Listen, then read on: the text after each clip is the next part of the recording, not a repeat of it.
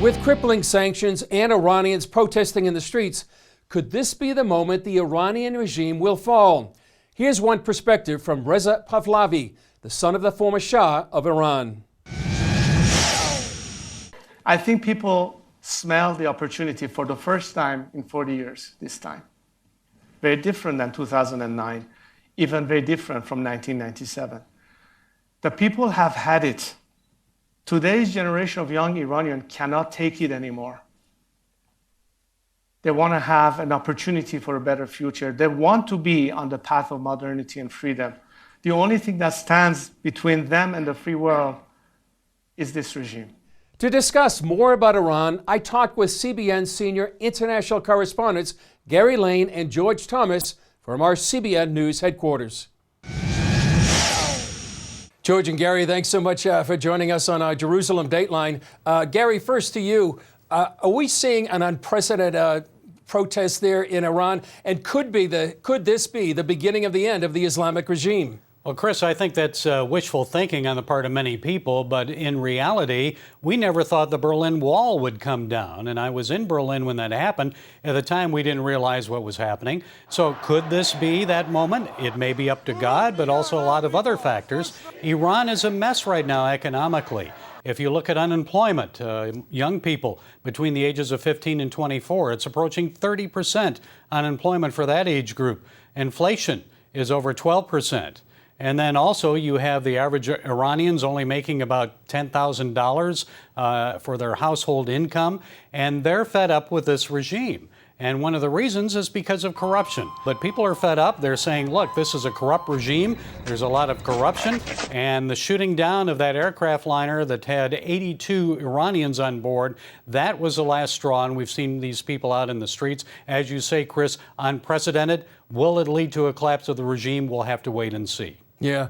George, to you, Gary referred to President Reagan when he said, Mr. Gorbachev, tear down this wall. The Berlin Wall did fall. What are you hearing and seeing from inside Iran right now?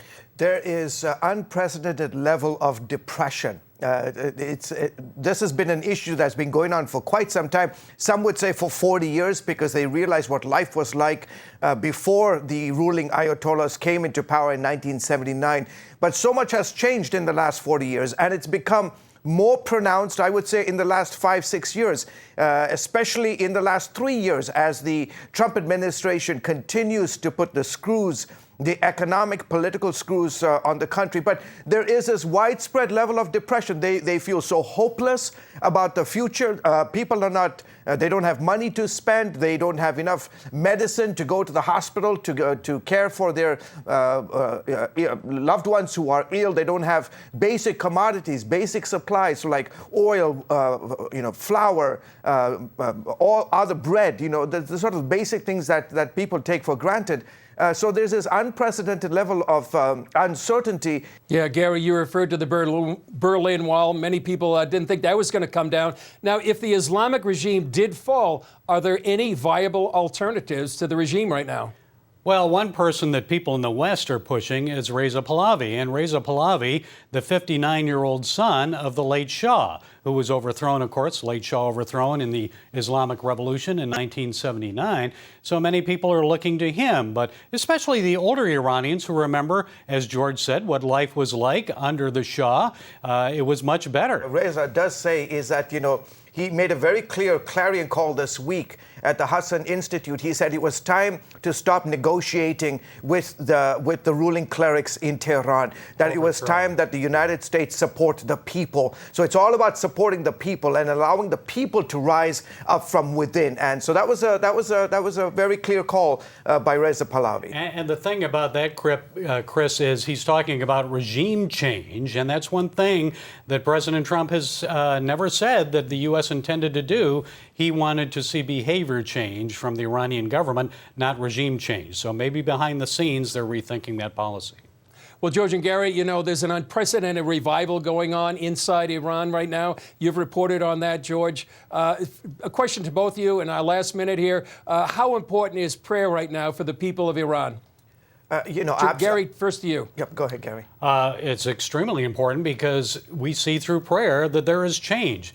As I said earlier, we never thought the Berlin Wall would come down, but Christians were involved in that. There were people in Poland that were part of Solidarity, the Solidarity movement, in the church. The Catholic Church was very much involved. People praying, and we saw that wall come down. There's power in prayer. Yes, it can make a difference. Go ahead, George. I was just in Ukraine this past week, a satellite province of the former Soviet Union, and the believers I spoke to there said they never expected it. They never thought it would ever happen. But behind the scenes, they were praying. They were praying for 80 years. It took a long time.